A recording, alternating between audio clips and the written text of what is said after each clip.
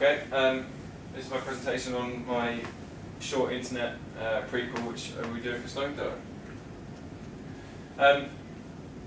The client is obviously Stone Pillow, which is a homeless organisation based in Chichester. They kind of provide care and shelter and a second chance really for the homeless people of in and around that area. And what they want is like a 30-second internet short for that will attempt to like generate interest for the script, the TV script which was produced already. It could have been a sequel or a prequel, but my idea would be a prequel to kind of that way. I think it, with the ending which I have in mind, can generate some interest in it. So the basic idea is that this chap here, he's about the same age, he's about 20 years old, and he lives with quite abusive parents, his father especially. And in the video, it's basically consists of him writing like a journal, and he would talk about what he's doing, like quite an innocent task, like he might have been playing football that day or something. And then he'll say about how his dad reacted to when he came home late, and then he'll talk about what his dad. And as he's writing it down, he's not speaking, but you can hear the narration, because you know when you write down, you kind of hear what you're writing. It would be like that. And also when he talks about things that have happened, there might be kind of overlapping video which will cut away, be like a memory or an example of what he's talking about. And he'll say that, you know, he'll say things like his dad was really angry, and then it'll cut away to his dad like right up in his face swearing at him and being really abusive.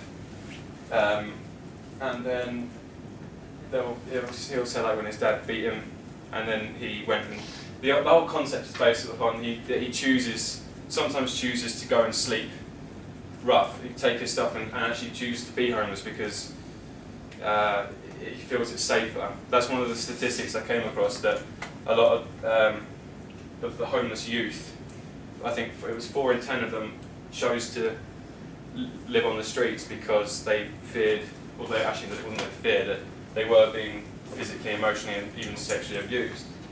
So that's kind of where that comes from. And the way it ends, I think, will help to draw in the audience and get them to really generate some interest, and that he's writing this diary and he's building up, and he's saying that he's kind of, you know, you're always listening out for his dad and when he's home and when he's been drinking, and then at the end you see the door in the background, his door gets kicked in, there's a large burst, and he turns and then it cuts out. So that leaves the audience with a lot of, you know, unanswered questions, at least in seeking a resolution, which is really important when you're trying to bring people back to something and generate quite a lot of interest and popularity in something. A few similar products that kind of set up an inspiration for it. The first one, which was really influential, was that It Follows Me Around by Childline, which is quite similar in the way they deal with the abusive home life. This little kid who talks about how he wants to be a professional footballer, and his dad is really supportive of him with that, but then when he drinks, he beats him. And the way that the kid narrates it is similar to how I want that to be achieved in the 30-second short, and also the way that they depict the violence, because it'd be quite difficult for people to release an advert of a grown man, when you see a grown man physically punching a small child in the face. So they've had to use quite suggestive techniques to illustrate a man punching a child, because they obviously can't do it for real. And the way they did that was they had kind of a shot from behind, and you just saw the dad kind of punch. He could have been punching a pillow, but the way they set it up, you make it feel like he's punched a kid. The next one was another domestic violence thing. It was just because the ending I thought was fantastic, and it was very similar to what it kind of gave me the inspiration for my idea. What you see there is the very last frame. The door's just been about to kick in, and she's turned around, and it cuts away, which is very similar to what I want to do, and it was a big inspiration on how I'm going to do mine. And the final image is just a good example I could think of how you would show him when he writes his diary, and then there'd be overlaying video. Target audience is basically general public of Chichester, anyone that can help out, but also at the same time, because it's an internet broadcast, you have to think of who's actually going to be able to watch it. So that would be, I can't imagine that to be young people, possibly people who are interested in short films, so maybe like males who are 20 years old and possibly undertaking like a film degree, because they're the people who are going to be on the computers a lot, on the internet a lot, and also be interested in short films, so they're most likely to see it. And finally, we have several legal and ethical to consider. Copyright as well. If there's any audio tracks or anything, it's best to make it royalty-free, because it's much easier than contacting and getting permissions from various, record labels and artists to use it. It's much easier just to use royalty-free.